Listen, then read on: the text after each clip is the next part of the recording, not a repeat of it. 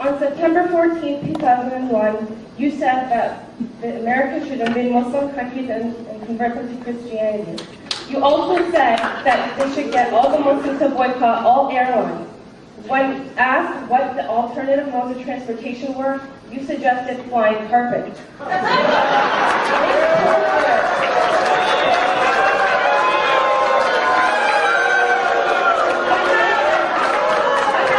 Hang on, she's reading my lines. Go on. Question. First of all, as a 17-year-old student of this university, Muslim, should I be converted to Christianity? Second of all, since I don't have a magic carpet, what other modes do you suggest?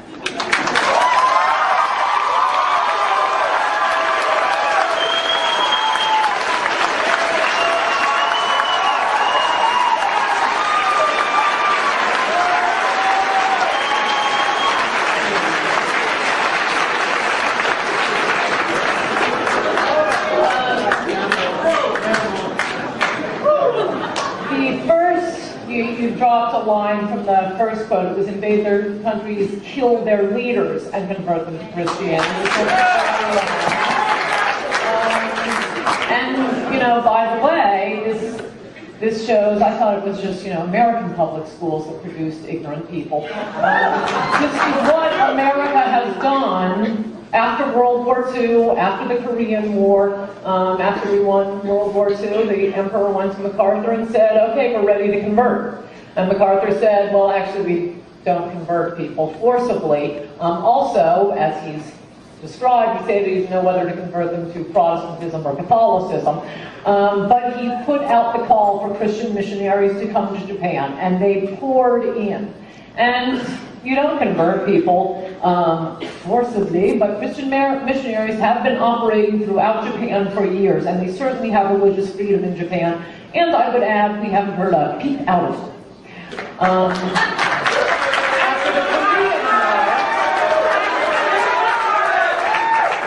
You might learn something. After the Korean War, this exact same thing happened. A call was put out for Christian missionaries to go into South Korea. The Christian missionaries poured in, and it is one of the greatest success stories of Christianity. You'll see, at least on American college campuses, what mode of transportation? Take a camel.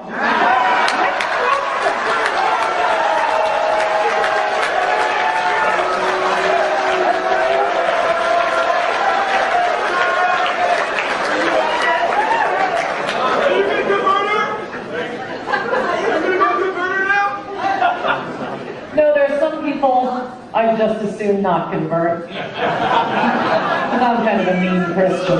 But if you want me to get straight to the point, there you go. As a female, as a Muslim, as a student of this university, I felt an obligation to kind of represent that. I got up and left because it was absolutely ridiculous. She's talking about political correctness, and right there she blatantly she stabbed me in the heart. That was rude. Use your camel? I mean, come on. Outlandish remarks, but tonight, American right-wing pundit Ann Coulter left a sour taste in some people's mouths. She spoke tonight at the University of Western Ontario, where one student stormed out. Anna Vlachos joins us live to explain why. Anna. Tara, during a question and answer period, Fatima Al-Dahar says Coulter's response to her was extremely offensive. Should I be converted to Christianity? Second of all, since I don't have a magic carpet, what other modes do you suggest? This University of Western student read aloud some of Ann Coulter's quotes. The first, that Americans should invade Muslim countries, kill their leaders, and convert them to Christians. Fatima Al-Dahar also referred to another quote where Coulter said Muslims should use magic carpets as an alternate mode of transportation. As a female, as a Muslim, as a student of this university, I felt an obligation to kind of represent that. Coulter didn't deny she made the statements. She began to reply to Al-Dahar's questions. American college campuses. What mode of transportation? Take a camel. I got up and left because it was absolutely ridiculous. She's talking about political correctness, and right there she blatantly she stabbed me in the heart. That was rude. Use your camel? I mean, come on. A few audience members left soon after. Still, it was a packed room at the North Campus building. Many had lined up to get in to hear Coulter's speech. As a U.S. conservative critic, Coulter is known to make outrageous remarks and to push buttons. And just a quick correction, earlier tonight on A News at 6, we mistakenly reported that Megan Walker was organizing a protest against Coulter. Walker says she does disapprove of Coulter's appearance, but that no protest was ever planned. Tara? All right, thanks a lot, Anna. The New York Times' Thomas Friedman, in a commonplace formulation, sniffs that racial profiling isn't civilized, and he blames 20 years of attacks on American interests by Muslim extremists on, I quote, religious fundamentalists of any stripe. I don't know, the Amish have been rather quiet recently.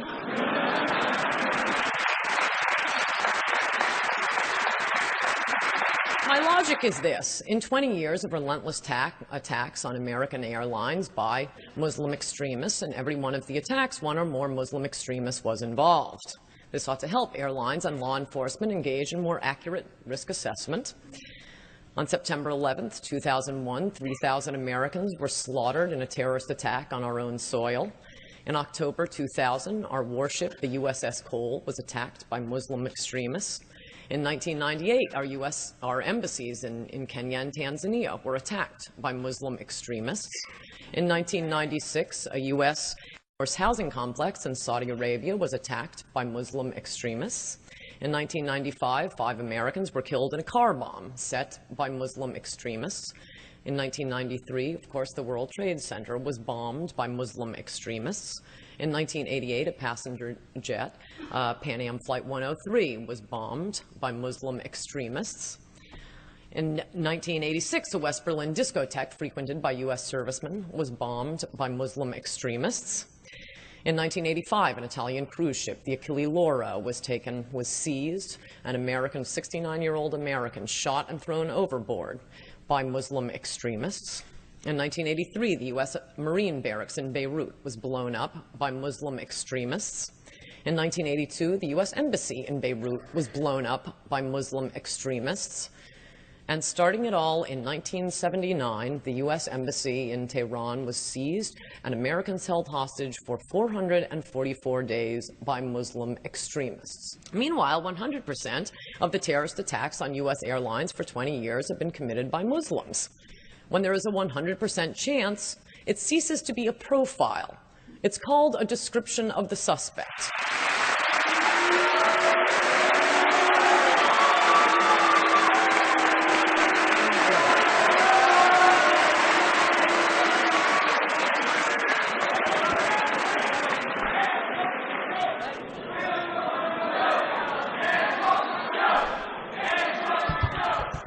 Well, you're really developing your analytical skills here at Johns Hopkins. Very impressive. Wow. At Harvard, they had questions. Teddy Kennedy died. I think enough time has passed that I can bring him back. Very, very sorry. I was just telling them when we were coming over to this speech, I was writing my speech this week thinking, I am so morose that Anthony Weiner is gone, and the debt ceiling is the topic of the current news. Really, all I want to do is talk about Anthony Weiner. But I thought that would seem a little stale. Alas, please come back, Anthony Weiner. And Hollywood people, no, I do enjoy having them talk. Thank you. Hi, my name is Claire, and I go to the University of Wisconsin at Madison. And wow, that's like Boulder. Yeah. I was actually wondering if you could maybe touch on the groupthink mentality of the union protests in Wisconsin and Ohio this year. When I wrote this book, once I figured out liberals and their mob characteristics, I couldn't stop writing. And I ended up actually cutting about half the book. And originally, I had a chapter on the public sector unions. And I mean, if I could just say, it's just madness to have a government union. You need a union when there's management on the other side. If you don't have a boss on the other side of the bargaining table saying, I want you to work longer for less money, you don't need a union.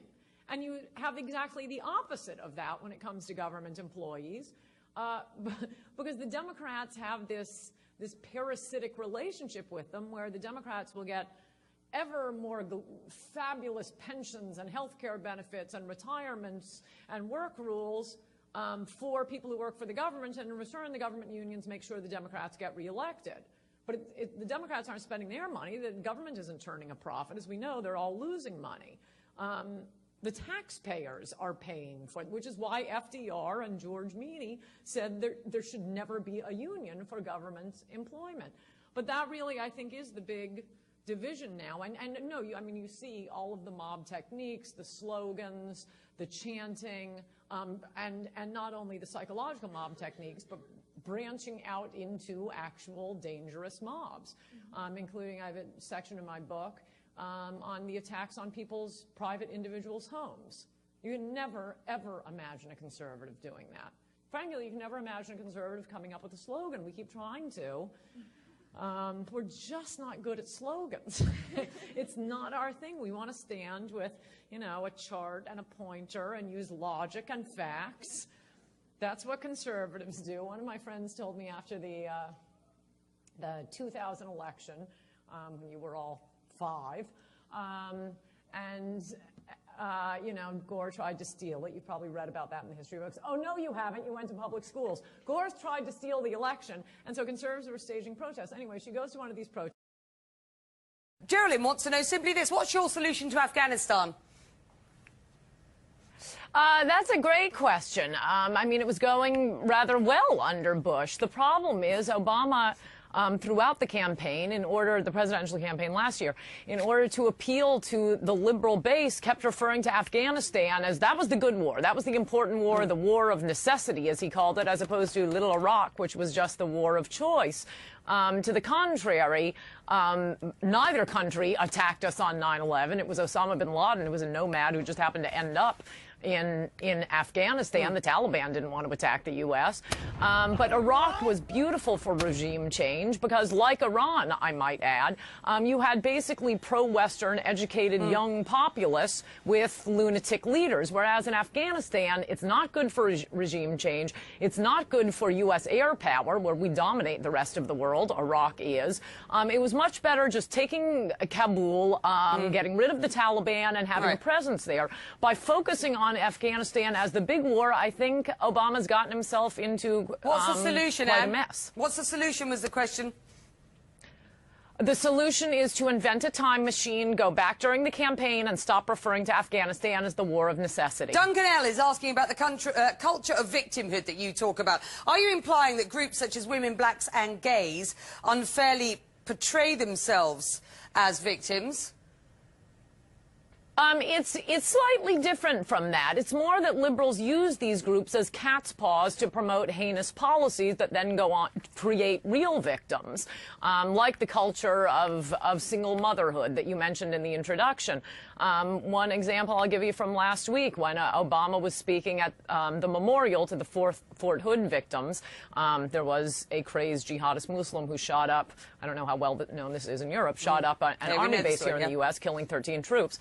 Okay, then there's a memorial, and as Obama is eulogizing the victims, he mentioned one of the women soldiers and said she was a single mother, and she did this and that, and then the last sentence was, and she leaves behind a loving husband.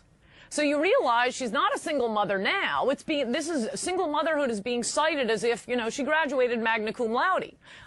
She won the Medal of Honor. She was a single mother. It's a feather in your cap.